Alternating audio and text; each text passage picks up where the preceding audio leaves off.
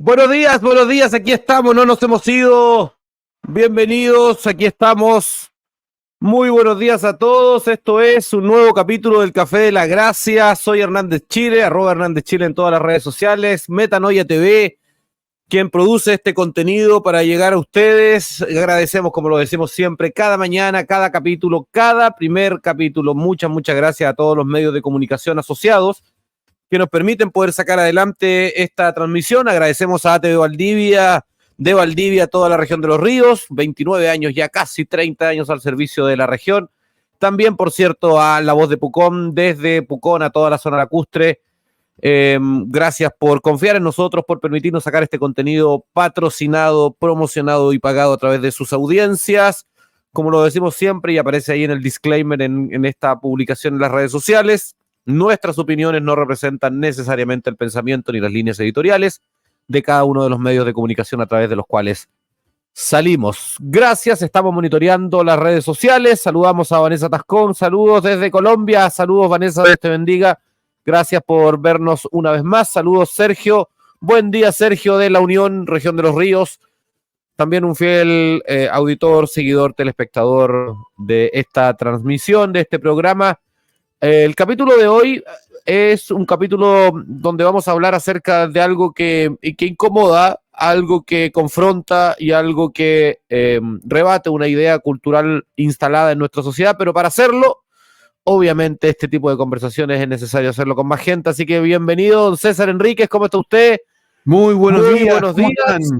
Hoy, miren, ahora tengo redes sociales, ¿ah? O sea, siempre las he tenido, Sí, pero por otro lado el dedo, sí, por otro lado el dedo. Al revés el dedo. Ahí sí. Ahí estoy. Enrique Schlegel. Sí, ahí está la Enrique, @Enrique Schlegel. Súper fácil el segundo apellido, no hay algo. Pero mire, no encontré un tag más sencillo para poder ponerme. Espero que lo. Y bueno, cualquier cosa, cualquier duda, @HernándezChile, y yo le mando un link para que se conecte. Más sencillo, esa es. Oye, César, bienvenido al capítulo de hoy. Como ya dije, es un capítulo desafiante porque vamos a confrontar una idea cultural muy instalada. Estamos monitoreando todas las redes sociales también, a toda la gente que nos está viendo de distintas partes. 9:30 de la mañana en Chile, 7:30 de la mañana en Colombia. Creo que hasta aquí en Antofagasta, porque tenemos a alguien ahí, Mónica Enríquez Schlegel, también desde Antofagasta, tiene el mismo uso horario que nosotros todavía, 9:30 de la mañana. Todavía, no sabemos después. Oye, pero ¿quién tiene redes sociales facilitas también y fácil de seguirlo? Don Jorge Sebastián. ¿Cómo está usted? Bienvenido, buenos días. Está en silencio su micrófono, tiene que apretar ahí el botón, activarlo. Ahí sí, lo escuchamos. Muy buenos días a todos. El matinal de Chile. El matinal de Chile. Buen día, Jorge, buen día. Oye, esto podría ser casi el matinal de los jueves, ¿ah? Oye, claro. Sí. Es una broma que solamente entienden los chilenos.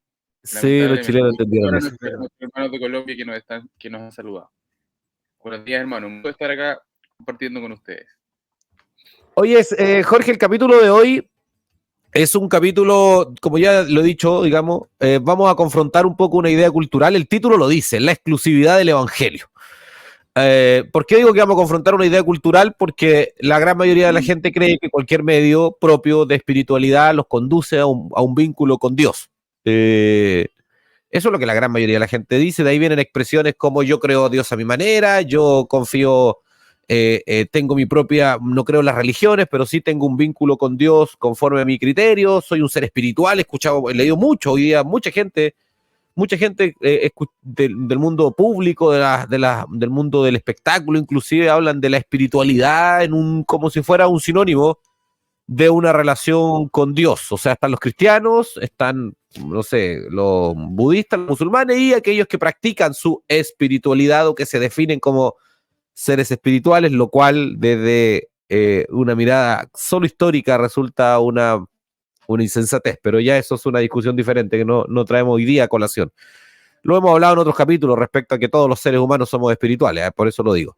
Pero bueno, sin embargo, cuando nosotros vamos al Evangelio, cuando nosotros vamos a la Escritura, a la Biblia específicamente, nosotros tenemos que entender algo, que el Evangelio de Jesucristo, el cristianismo, es completamente diferente a cualquier otra religión, a cualquier otra propuesta humana, histórica o cultural de vinculación con la divinidad. O sea, llámese religión, llámese espiritualidad, llámese espiritualismo, llámese misticismo, cualquier sea la propuesta humana, cultural o histórica, es decir, provenga del hombre, provenga de la tradición, de las prácticas culturales o provenga de simplemente la mera repetición de nuestras generaciones antiguas, cualquiera de ellas es distinta al Evangelio. El Evangelio tiene un componente que lo hace completamente superior o más bien diferenciador, voy a decirlo así de esta forma por hoy, al menos por ahora, a cualquier otra religión, que es el único mensaje de espiritualidad, el único mensaje de, comillas, voy a decirlo así, religión, para la gente que vea el capítulo de la semana pasada, donde hablamos de religión, pasado o antepasada, ya no recuerdo, creo que fue pasado. Que es diferente, que es el único que se presenta como un camino exclusivo.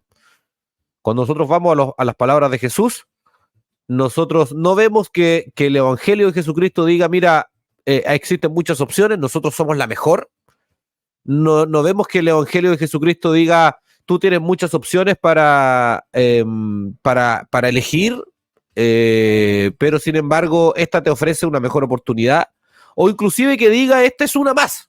No vemos eso. Lo que vemos es explícita, no implícita, explícita y reiteradamente declaraciones de Jesús, de sus apóstoles, de y la propia historia de que el Evangelio es todo o nada. Es el Evangelio o la perdición del alma. Es Jesucristo o la ira de Dios. La exclusividad del Evangelio es irrefutable. Los escucho, muchachos. Mira, primero que nada yo quiero establecer que Dios es, y ya esto me lo han escuchado, creo que lo he dicho porque realmente esto es así. Dios es absoluto, o sea, sus declaraciones son totalmente, podríamos decir, divisorias.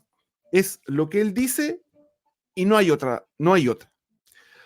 No es que existan muchos dioses, hay un solo Dios, y resulta que hay una escritura que está en Juan capítulo 14, verso 6, en donde Jesús viene y le habla a la gente y le dice, Jesús le dijo, yo soy el camino y la verdad y la vida.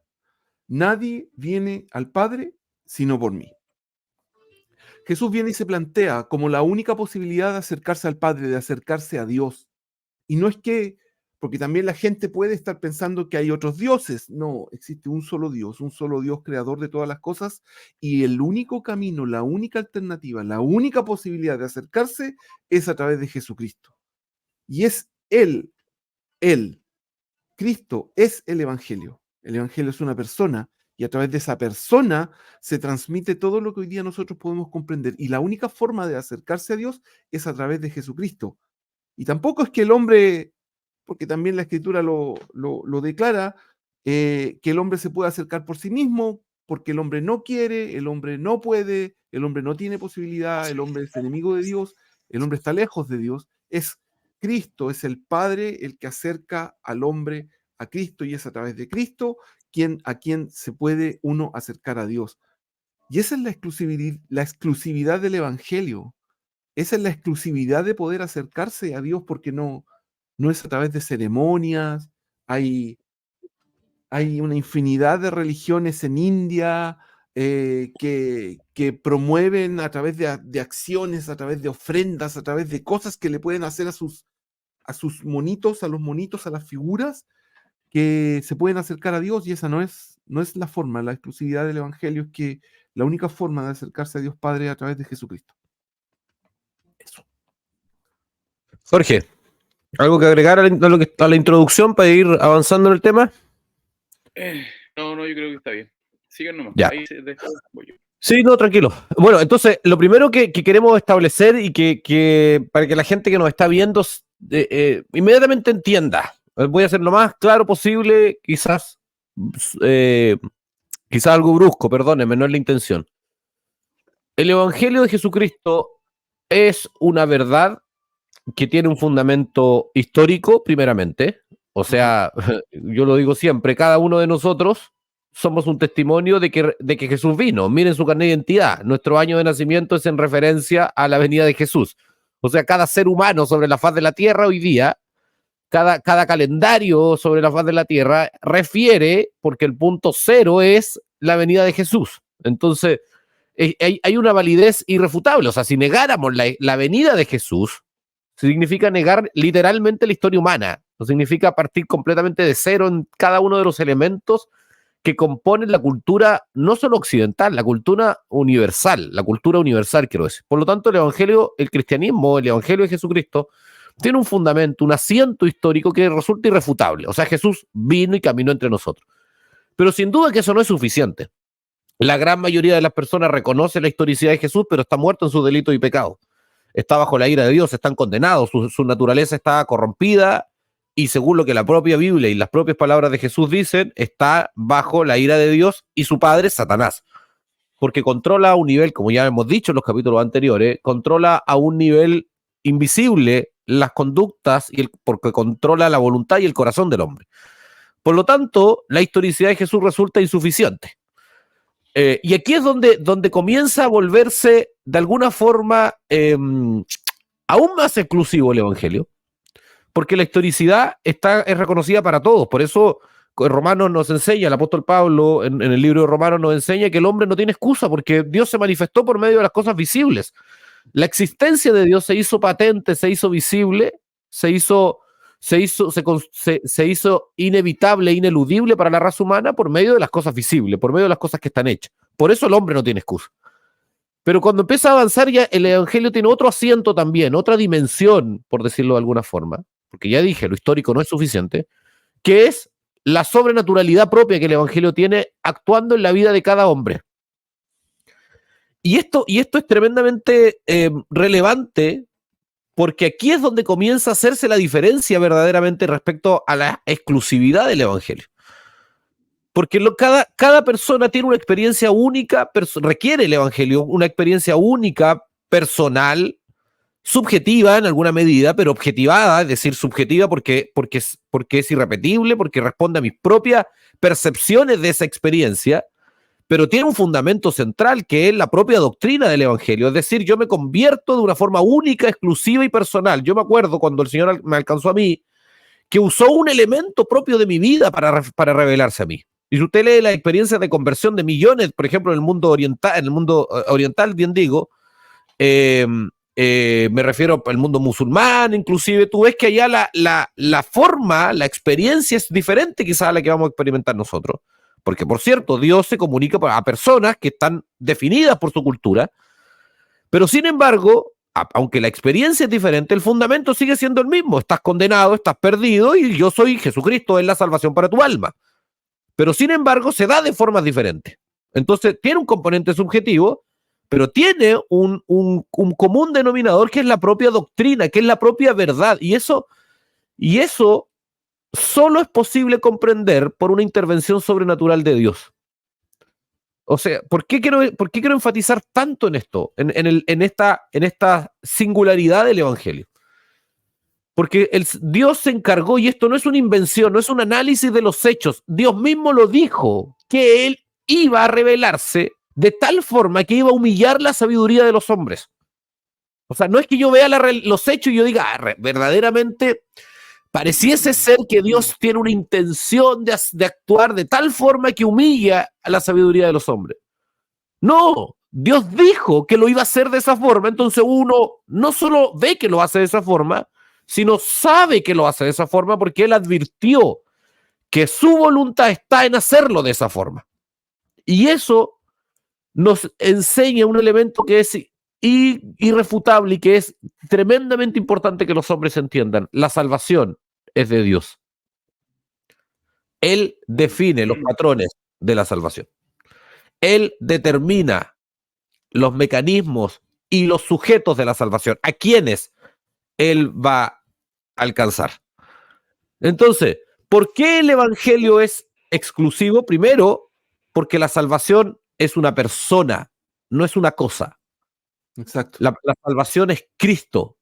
Aquel que está en Cristo es salvo y no experimenta la ira venidera y no experimenta la ira presente, porque hay que distinguir, hay dos iras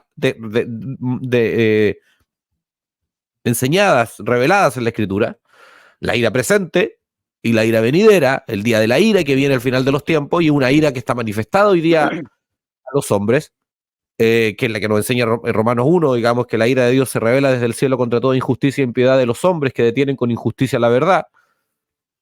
Y el que está en Cristo no experimenta ni la presente ni la venidera. Pero aquel que no está en Cristo está bajo la ira de Dios y está condenado. Ahora, ¿por qué ¿de dónde proviene la exclusividad? Proviene del designio del corazón de Dios. Porque como bien tú dijiste, César, existe un solo Dios. No hay mucho. De verdad, yo no sé cómo pueden vivir. De verdad, es una reflexión hasta donde escudriño mi corazón intelectualmente sincera. ¿Cómo viven el mundo indio con 30 millones de dioses? ¿Dónde está tu descanso?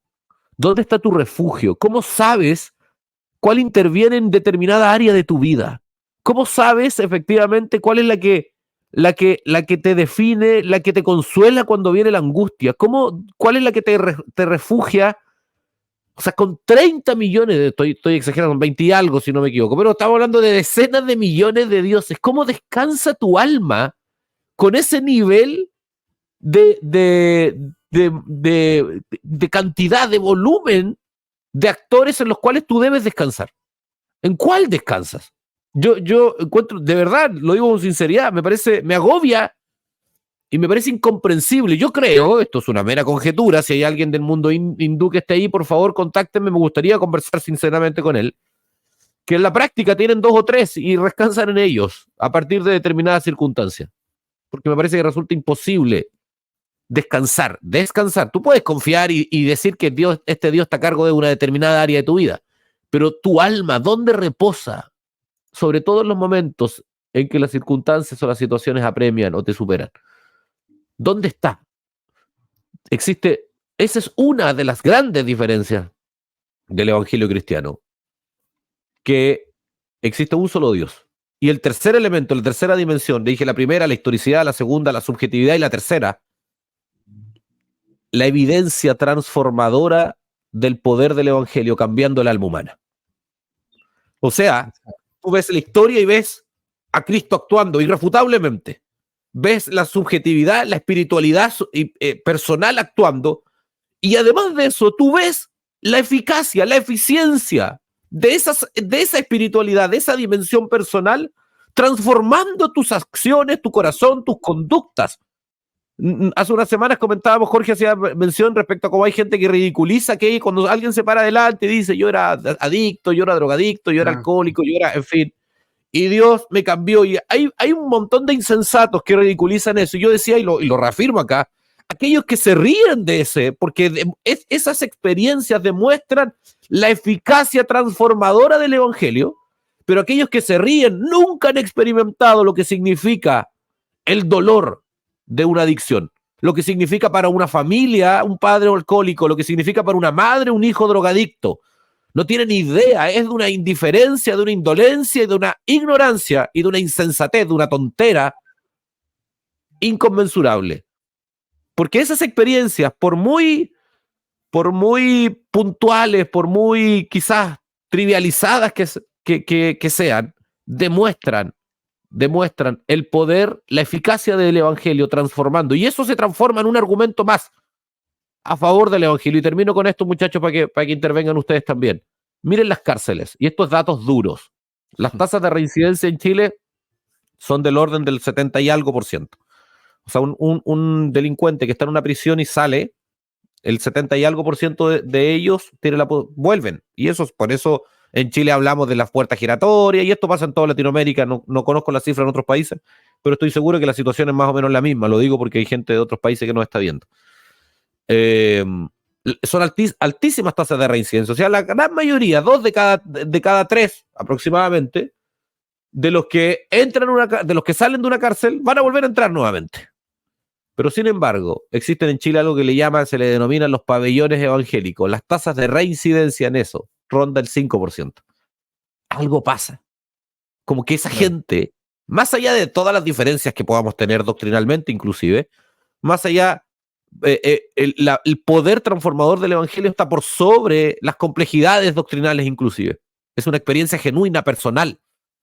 Por cierto que hay que predicar el evangelio con una teología correcta, precisa, rigurosa, pero el evangelio y el poder del Espíritu transformando está más arriba, opera en una dimensión mucho mayor que las complejidades propias de la doctrina, del griego, del hebreo, de la historia, del contexto, de la exégesis y de todas esas cosas que son importantes, pero que no son gravitantes para transformar el corazón de un alma. Acuérdense que Jesús dijo, cree como niño.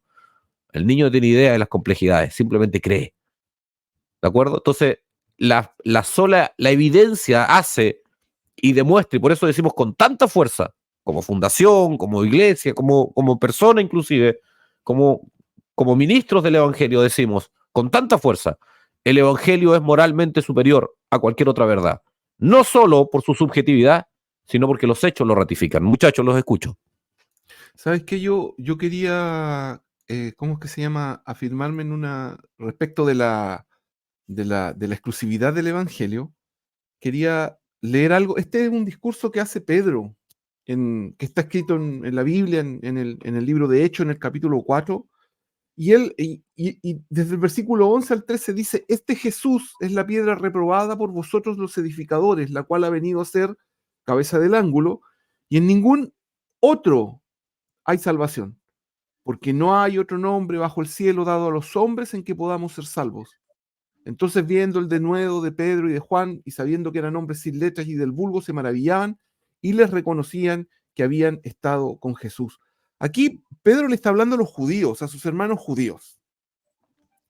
Y resulta que les está planteando una cuestión que para la época, que hoy día sigue siendo locura, pero imagínense lo que tuvo que haber significado en la época a un pueblo que solamente creían en Dios, en Jehová, y que Dios no tenía hijos.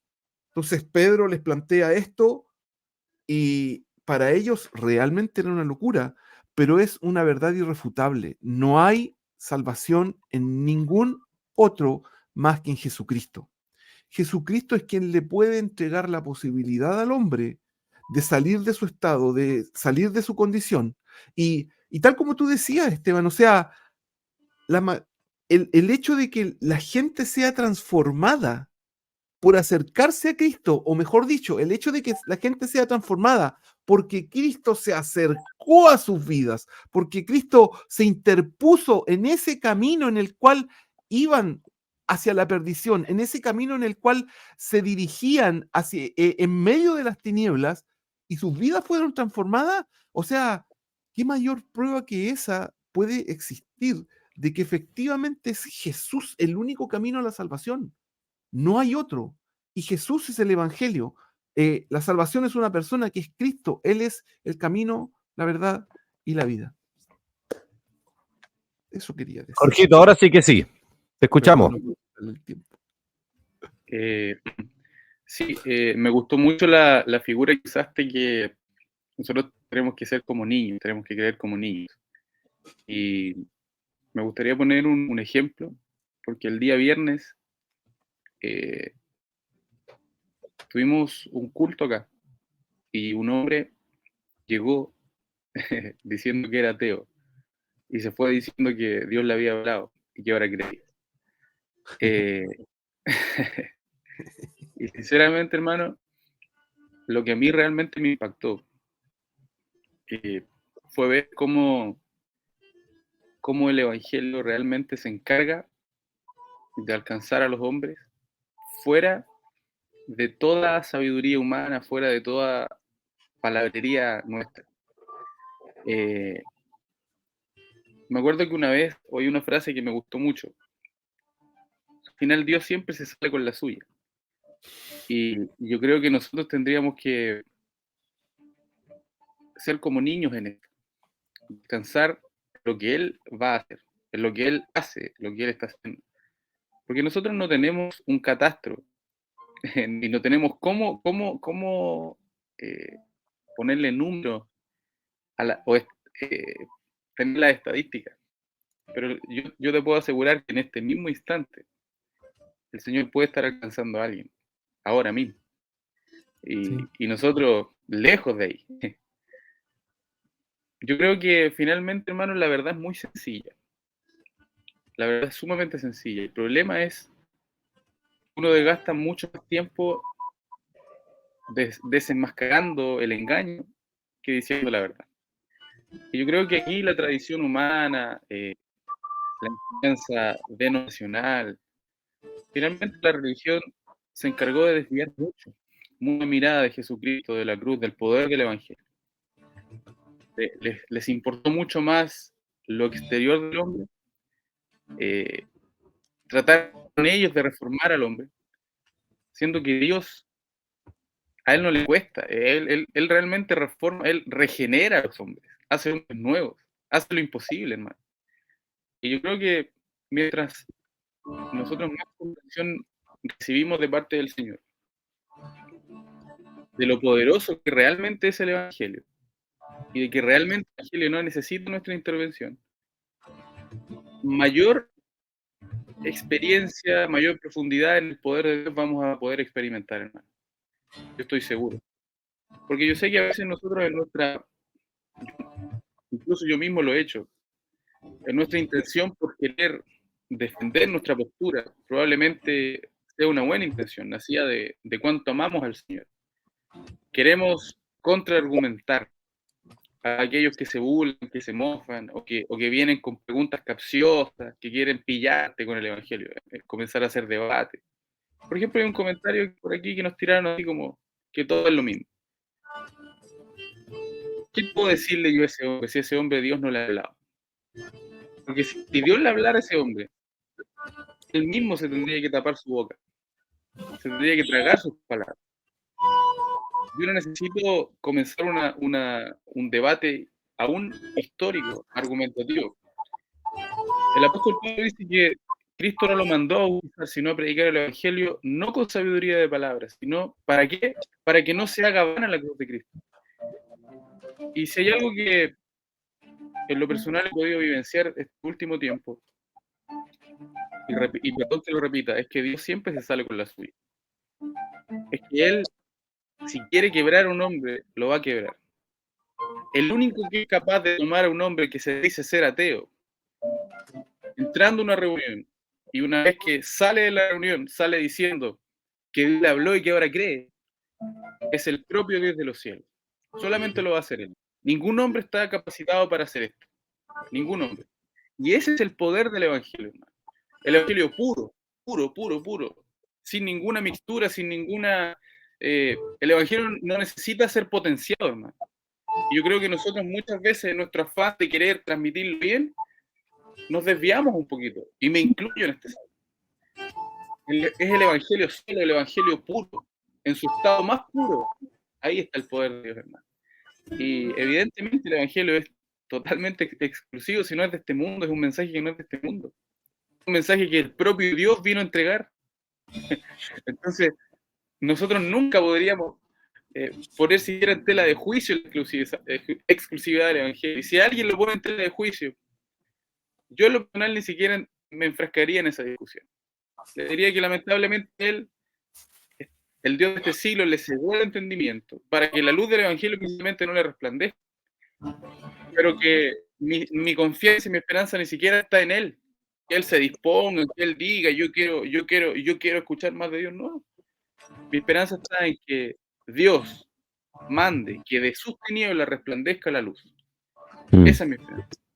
Y yo creo que el Evangelio definitivamente es exclusivo porque no depende de hombre alguno.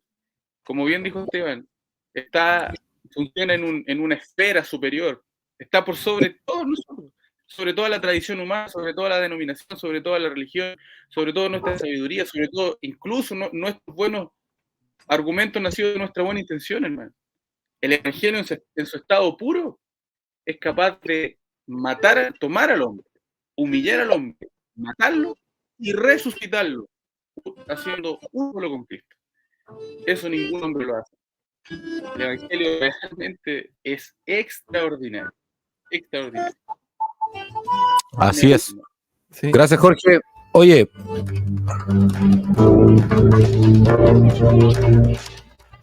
la música ya lo dice. El tiempo pasa más rápido de lo que quisiéramos, ¿ah?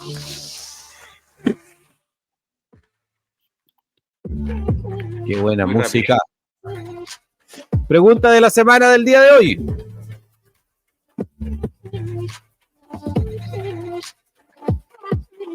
Si el Evangelio es exclusivo, ¿a dónde llevan los caminos de la religión? La pregunta de la semana en Metanoia TV, Café de la Gracia.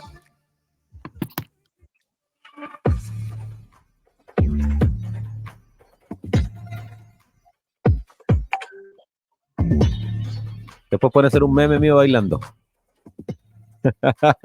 Eso, podemos bailar todo. Ay, que nos graben. Ya estamos grabados, Oye, no puedes sacar del Facebook. Ya. Somos un equipo. Le pegan a uno, le pegan a los tres. Si el Evangelio es exclusivo, ¿a dónde llevan los otros caminos de la religión? ¿Quién dispara primero? Voy a leer a Ya, dale César tú.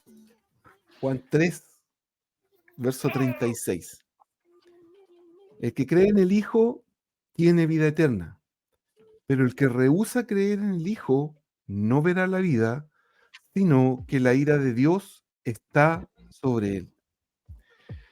Los caminos de la religión única y exclusivamente llevan a enfrentarse a la ira de Dios. No hay otra alternativa. La religión no te lleva a ningún lugar que no sea enfrentarte al furor, a la rabia, al ardor de la ira de Dios. Los engaña, la religión engaña, la religión demanda, la religión exige y solamente te conduce a un camino de perdición, no te conduce a ninguna otra parte.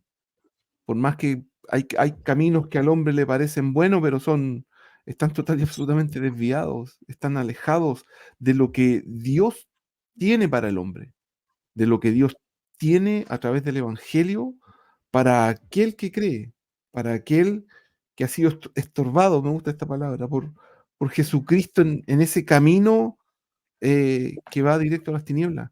La religión no te entrega absolutamente nada, te entrega sacrificio, te entrega demanda, te entrega esfuerzo, te entrega un peso difícil de llevar, te entrega te entrega, inclusive te entrega angustia porque no cumpliste, porque no cumpliste la cuota, no cumpliste lo que tú querías hacer, no lograste la meta que te propusieron.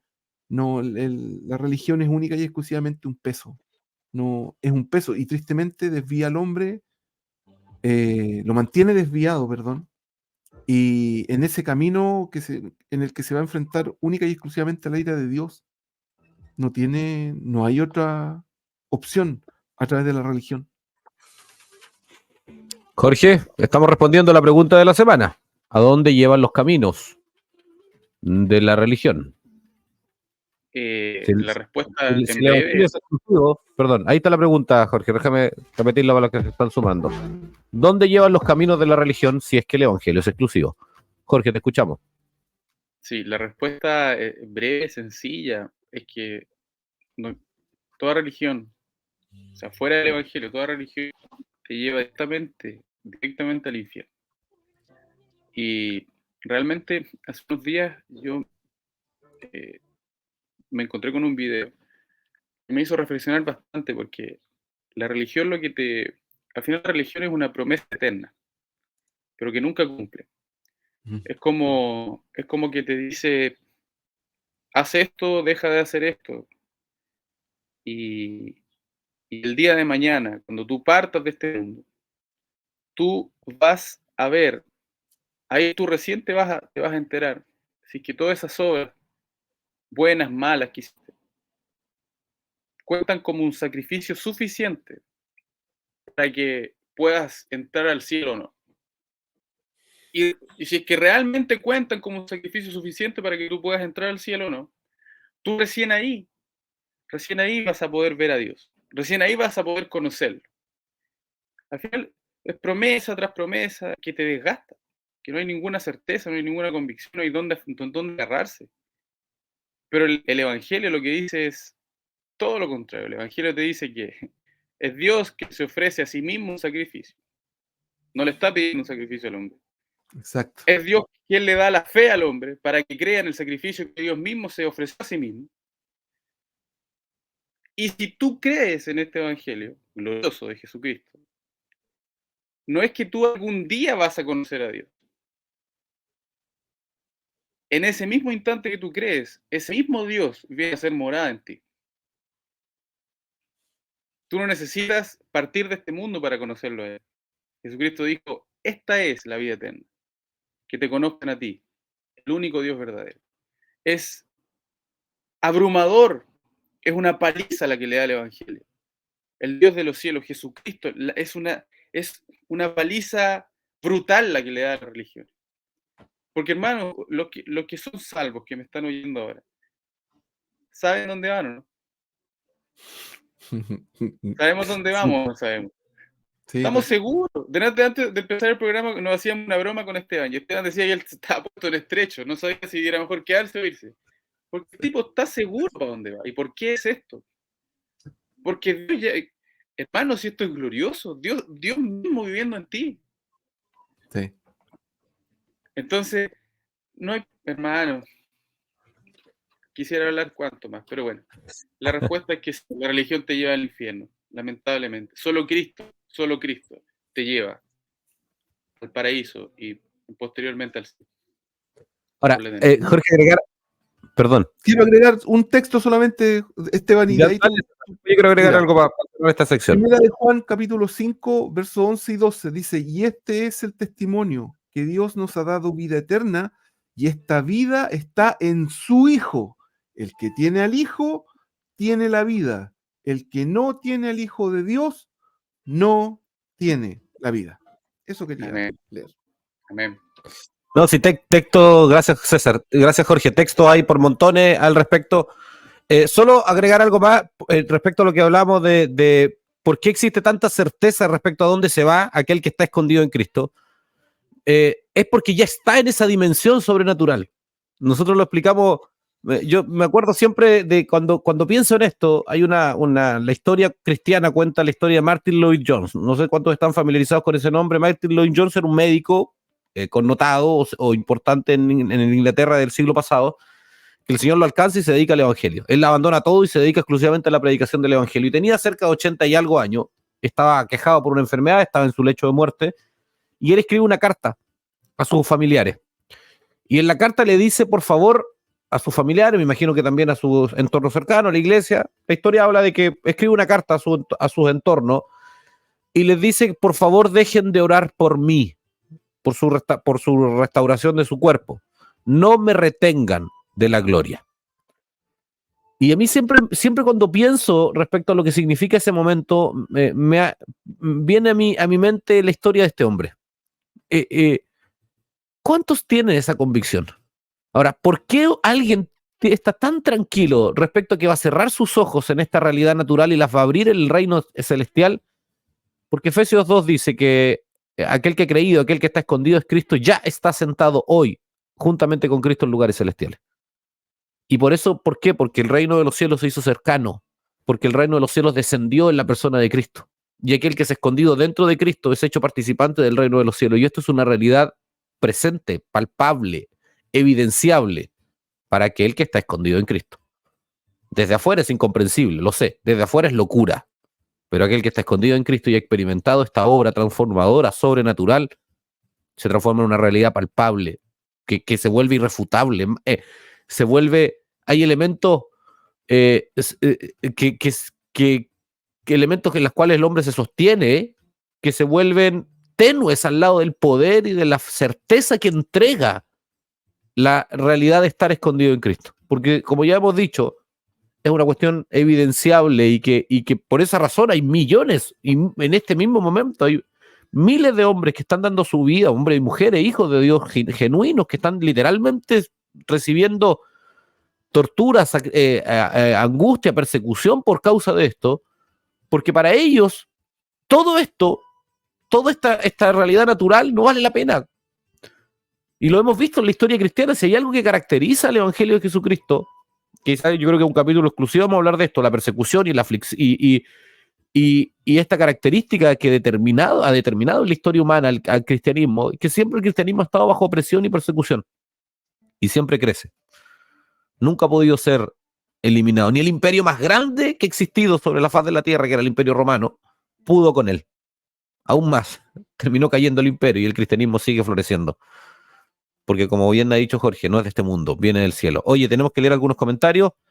Muchachos, que hay varios escritos hoy entre medio. Dice, a ver, ¿dónde quedamos? Buen día desde Colombia. Buen día, saludos. Yo sé que es de Colombia porque tiene la banderita de Colombia. Ibis, Dios te bendiga. Jimena Seguel dice, buen día, queridos hermanos. Desde Antofagasta les saludos. Jimena, Dios te bendiga. Sergio agregó algo, lo vamos a conversar en otro capítulo. Dice, solo una pregunta, porque lo dijo antes, solo una pregunta para ampliar el debate. ¿Cómo puede existir incluso otras religiones más antiguas, históricamente hablando de las escrituras o de las enseñanzas? Interesante pregunta. Es una pregunta con trampa, eso sí, porque hasta donde nosotros sabemos, lo que existe son referencias culturales a religiones, pero no existe una religión. Todas las religiones, propiamente tal, todas las religiones son posteriores al cristianismo, pero ahí vamos a conversar. Oye, que lean Eclesiastés 3:11. ¿Qué dice? Búscalo mientras tanto. Aquí lo tengo. Buen día, dice, Ángel desde... ¿Lo tenéis ya o no? Sí. Ya léelo, a ver. Todo lo hizo hermoso en su tiempo y ha puesto eternidad en el corazón de ellos, sin que alcance el hombre a entender la obra que ha hecho Dios desde el principio hasta el fin. Como el hombre tiene eternidad en su corazón, busca una solución, porque la eternidad está aquí. El finito, Dios le puso eternidad, por lo tanto el hombre natural tiene la necesidad de buscar algo que está más allá de él. Por eso se han creado las religiones. Claro, del fundamento de por qué cada cultura ha generado una religión. Oye, Ángel, la tierra de las empanadas. Ángel Osorio, ¿qué tal? Bienvenido, Dios te bendiga. Vanessa dice, el evangelio es poder de Dios. Mira, ni que lo hubiesen acá trabajando, preparando esas empanadas. Qué bueno que existe. ¿Cuándo las vamos a probar? Qué bueno que existe Turbuscargo, hagamos publicidad nomás, Blue Express, Chile Express, qué bueno, gracias Dios por tener sistemas de traslado de cosas, entonces alguien puede ir, por ejemplo, en Villa Alemana, dejar una caja y aparece en el sur. Es una cosa, una innovación muy buena, muy grande. También llegan, Sí, llegan al sur, por eso dije al sur también. Paulo Fernando da Silva, saludos. Paulo, Dios te bendiga, gracias por acompañarnos. Hermano, Gracias. Zafiro dice, fuimos llamados a proclamar el evangelio, no a defenderlo, y que las personas sean alcanzadas depende de la misericordia del Señor, no de que también argumentemos. A propósito de lo que Jorge decía, muy bien, totalmente de acuerdo. Yo uso esta expresión, nosotros fuimos llamados a, espero se entienda, a vender autos, no a ser mecánicos. Nuestro llamado es anunciar el evangelio, no a tratar de explicar todas las dinámicas internas y cómo se interconectan cada una de las doctrinas, porque no es por argumento, no se sustenta en argumento. El evangelio nace del Dios, que yo creo que quiso decir. Debe estar ahí atragantado con una empanada, por eso escribió mal. El evangelio nace del dos. Yo estaría igual, yo estaría así en su condición, por eso yo habría escrito peor. ahí ya terminó de comer ya. De Dios, ahí está la aclaración, y no nace del corazón del hombre para su beneficio egoísta. La religión nace del mismo infierno, por eso el que está en tinieblas sigue porque cumple sus demandas para su beneficio. Efectivamente, ese es el riesgo de la religión, que te crea una idea, una sensación de salvación cuando no la tienes, cuando no te la ofrece. Y te crea una idea que en la práctica está siempre por cumplirse, nunca se accede a él realmente. Vanessa dice, Jesucristo es el camino, la verdad y la vida, Juan 14:6, las religiones entretienen para que no resplandezca la luz del evangelio. Ángelo Arenas dice, saludos hermanos, un gran abrazo, qué bueno verles, y a Jorge exponiendo del evangelio, que Dios nos guíe en todo. Mira, Jorge. Dame un segundito para responderle a Ángelo, porque a Ángelo Dale. yo lo conocí cuando yo fui muy joven, y yo estaba en tinieblas en ese tiempo. Y Ángelo me recibió muy bien, me enseñó mucho, y siempre le he tenido un gran cariño. De hecho, siempre he tenido la esperanza de pillármelo por ahí, de topármelo de nuevo y conversar con él. Así que Ángelo, te mando un gran abrazo, hermano. Te amo. Realmente sigo, a pesar de que no nos hayamos visto hace tanto tiempo, sigue siendo el mismo sentir hacia tu persona. La diferencia es que ahora sí somos hermanos, así que un abrazo grande, Ángelo, que el Señor te bendiga mucho a ti y a tu esposa. Saludos, lindas Ángelo. palabras. Qué lindas palabras, Jorge. Bueno, si quieren poner en contacto ahí, Ángelo, nos escribe un mensajito a la cuenta de Metanoia TV o a Jorge en sus redes sociales, ahí lo puedes ubicar, @Jorge Sebastián, para que puedan restablecer el contacto. Lindas palabras, Jorge. Es lo que el evangelio hace en la vida de un hombre. Evelyn dice, lamentablemente los caminos de la religión para todos los que en algún momento estuvimos en ellos es tremendamente agotador, cargador de sentimientos, de culpa, de obras sin sentido, de requerimientos sin sentido, etcétera. Puras exigencias impracticables. Sin la regeneración es impracticable. Dios nos tiene que hacer de nuevo. Efectivamente, bueno, esa es la opresión de la religión, y por eso la religión agota, daña, destruye, frustra tremendamente, genera una sensación de frustración perpetua, porque efectivamente un ser que no ha sido transformado no puede vivir los estándares morales que Dios demanda. Es como, lo hemos dicho muchas veces, este ejemplo inclusive, porque no es exclusivo tampoco, es como poner un cerdo en un corral de ovejas, va a buscar basura, ¿me entiendes? O poner una oveja en un lugar con cerdo, lo que va a hacer es tratar de arrancar, porque no hay nada ahí que le entregue, que provea para sí, para sus necesidades naturales. Es lo mismo, la religión trata de imponer normas morales para aquellos que no han experimentado la regeneración, y es imposible. Mira, Rosy dice, ¿cuál religión? Rosy, cuando hablamos de religión, hablamos de toda la religión, del concepto que se entiende por religión, es decir, todo esfuerzo humano para tratar de ser acreditado o alcanzar un vínculo con Dios. Y eso es transversal, desde cualquier esfuerzo religioso en el mundo cristiano evangélico hasta cualquier esfuerzo religioso en el mundo oriental, musulmán, budista, hinduista, esotérico, y en fin, y todas las estructuras religiosas que los hombres han construido, que no tienen un asiento en la sobrenaturalidad del evangelio, todas ellas conducen al infierno, más allá de los textos que usen para justificarla. Dice, mira, con esto cerramos, hagamos un pedido de empanada, yo quiero una docena, dice Sergio. Muy bien. Oye, mira, Rosy dice algo interesante, a propósito de lo que me imagino lo que acabo de decir. ¿Ustedes son religión, Jorge? Tienes el privilegio de responder. Somos discípulos del Señor Jesucristo, somos personas que un día el Señor Jesucristo nos alcanzó por su gracia, estando nosotros muertos en delitos y en pecados. Él nos alcanzó, Él nos arrastró a su luz, y somos personas que hemos nacido de nuevo. No nos identificamos con alguna denominación, con alguna religión, solamente creemos en Jesucristo. Sí, lo más cercano, o sea, históricamente nos conocemos como cristianos, pero el origen de la palabra cristiano se nació y se le denominó a aquellos que eran discípulos del Señor Jesucristo. Entonces, me parece a mí que la mejor, esto personal, el mejor título que podríamos llevar es discípulos del Señor Jesucristo, creo yo. César, ¿algo que agregar a eso? No, creo que ¿No? fue sumamente claro lo que dijo Jorge. Sí, o sea, lo importante, Rosy, para que se entienda bien, nosotros cuando hablamos del concepto de religión hablamos, y hay un capítulo que hablamos exclusivamente de esto, hablamos del concepto que la gente entiende por religión, ¿ok? Desde ese punto de vista lo refutamos completamente porque la Biblia lo refuta. O sea, cualquier esfuerzo humano, la palabra religión viene del latín religere, que quiere decir volver a unir, es decir, los esfuerzos del hombre para reconectarse con Dios. Esa idea es aberrante a la luz del Evangelio. Ese concepto lo refutamos completamente y obviamente no nos sentimos interpretados. Ahora, eso significa que no creamos ciertos cánones de organización, por ejemplo, que la religión tiene. No, en absoluto. Nosotros creemos en la vida de la iglesia, creemos en el culto diario y también en el culto congregacional, porque no es lo mismo. La religión te vende la necesidad del culto congregacional exclusivamente, es decir, de ir a un culto, de ir a un lugar, una práctica y después tú en tu casa lo que tú quieras. Bueno, el Evangelio no. El Evangelio establece una vida de devoción permanente, perpetua, diaria, en la práctica diaria, pero en lo interno permanente. ¿Por qué? Porque es una nueva identidad, es una nueva naturaleza la que se te otorga, y esa nueva naturaleza tiene una demanda, una necesidad de tener un vínculo permanente y perpetuo y sincero con Dios. No es una presión, es una necesidad natural.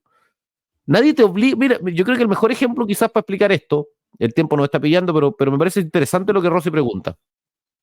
La mejor forma de entender esto es que nadie quiere tener que comer.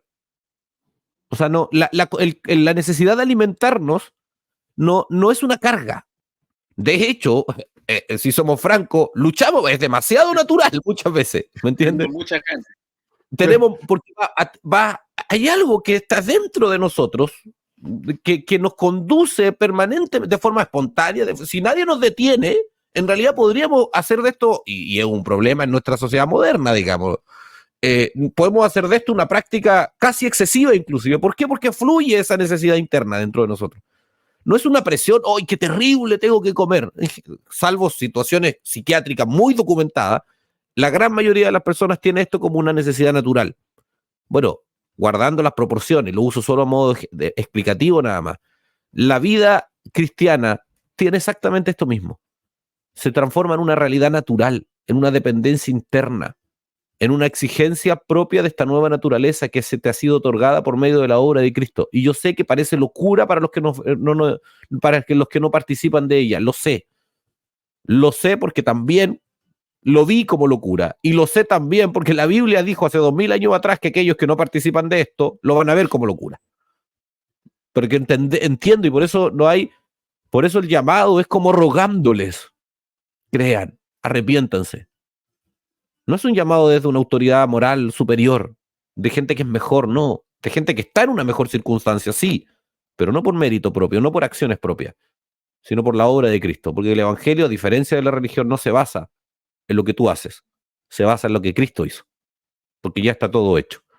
Eso es la gran diferencia, una de las grandes diferencias. Muchachos, el tiempo corre más rápido de lo que quisiéramos.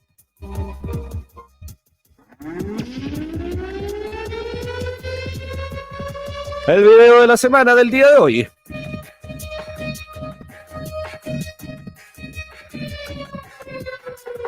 Vamos, que cargue. Que cargue. El video de la semana del día de hoy. Vamos a ver si funciona esto. Nunca falla, así que ¿por qué? A ver. It's not primarily about some agreement with an academic view, an academic Calvinism. The Reformation was founded upon sola scriptura. And I want you to know, brethren, I love the Reformers. I love to read the Reformers, but I'm really getting tired of that language. The Reformers didn't call themselves Reformers. They just wanted to be biblical.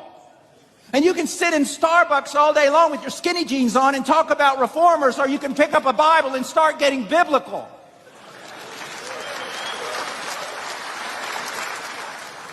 And I don't know why you're clapping.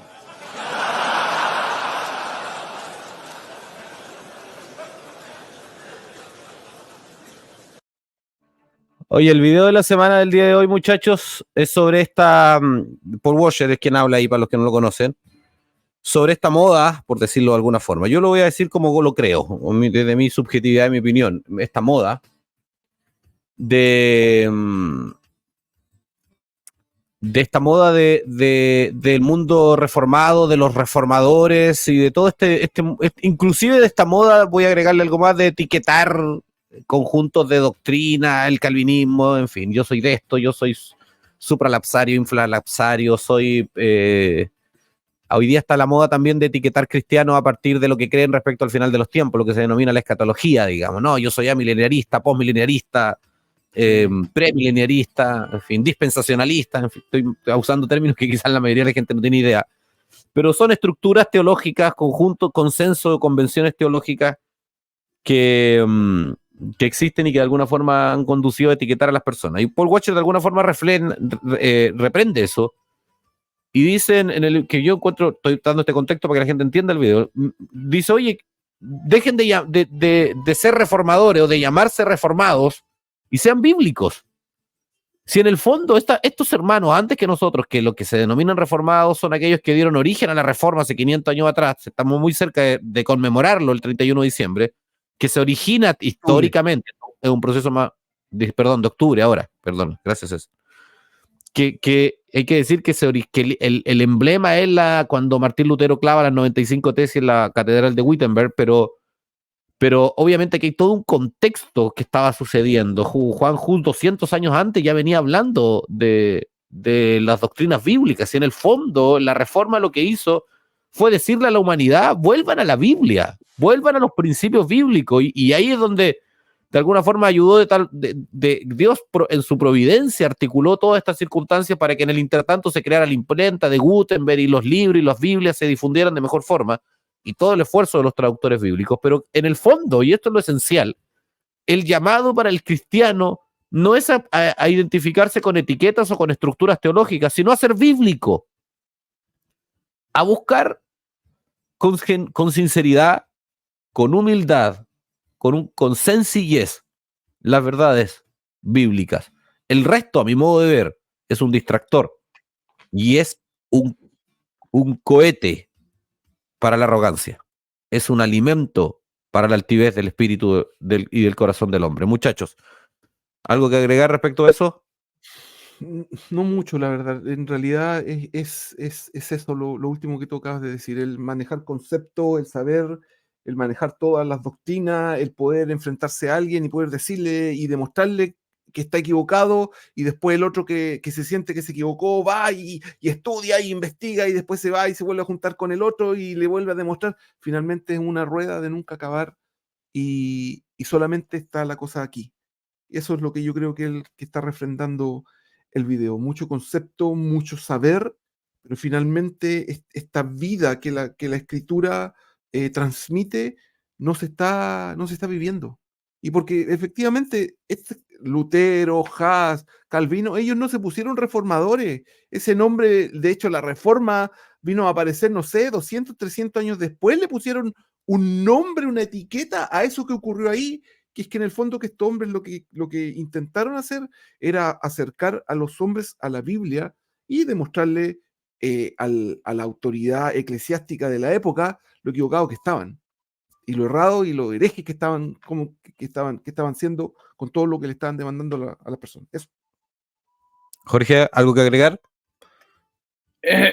Me encanta ese video. Lo vi el otro día y que tengo que ser muy sincero. Fui de aquellos que les encanta el debate doctrinal, el tener el último argumento. ser mucho, pero el Señor en su soberanía, en su gracia, me ha permitido, me ha guiado bastante. Y creo que ahora yo no me niego de la doctrina, obviamente no. La escritura está leyendo la escritura. Solamente que me preocupa más vivir el evangelio que saber el evangelio. Porque finalmente se terminó tornando una carga en mi vida. Saber de repente y mirar mi vida y no había coherencia, entonces era complicado. Pero el Señor te permite pasar estas situaciones, te sacude como quien sacude un árbol y se le caen las hojas. Y queda lo que tiene que quedar nomás, que es el evangelio, y ahí el Señor construye, que Él lo es. Entonces, lo personal creo que ganar un debate ya no me da lo mismo. Y es mejor conocer el poder del evangelio, hermano. Estoy totalmente de acuerdo con Paul Watch. No me gustan los títulos, los apellidos. Por eso digo, yo soy discípulo, sigo a Jesucristo y listo. Así que esa es mi opinión. Gracias, Jorge. Oye, aprovecha, Jorge, te dejo en pantalla para que te despidas. Por favor, se acabó el programa. Nos pilló el tiempo. Gran capítulo el día de hoy. Sí, buen capítulo, hermano. Un abrazo grande a los que estuvieron, a los que nos acompañaron, a los que comentaron, a los que preguntaron.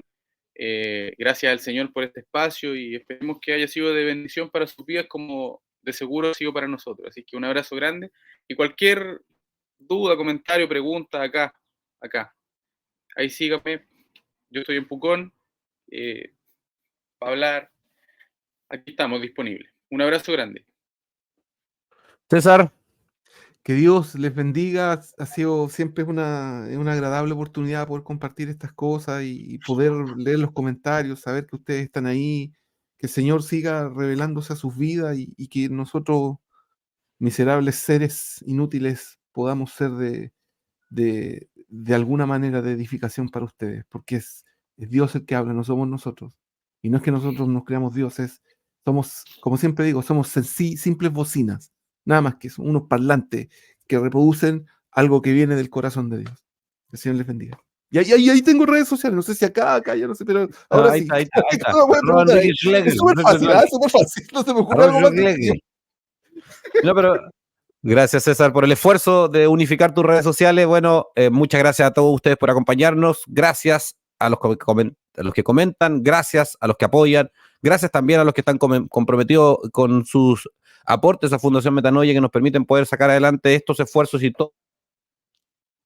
todos los demás, aquí estoy, y todos los demás que estamos llevando a cabo, gracias a La Voz de Pucón, a TV Valdivia, a los medios tradicionales, por decirlo, periodísticos que nos permiten y confían en nosotros para sacar este contenido a sus audiencias, y por cierto, gracias a Dios porque en su gracia nos permite y nos concede todos los medios necesarios para poder llevar adelante este programa. Los esperamos el próximo jueves, 09:30, horario de Chile. Dios les bendiga. Les dejo con una invitación a hacerse socio de Fundación Metanoia. Que estén muy bien. Chao. ¿Qué significa ser luz? La luz aniquila todo rastro de tinieblas. Cuando enciendes la luz, las tinieblas retroceden y la luz gobierna. Cuando hay tinieblas, nadie ve quién eres ni qué haces. La luz avanza rápido, muy rápido. Cuando llega la luz, todo queda expuesto. Solo con luz puedes ver el camino. Sin luz, te caes, te duele, te golpeas, te pierdes y te condenas. Por eso, en Fundación Metanoia, amamos la luz, porque la luz cambia a las personas. Metanoia es luz. ¿Quieres ser luz junto a nosotros? Hazte socio. Fundación Metanoia.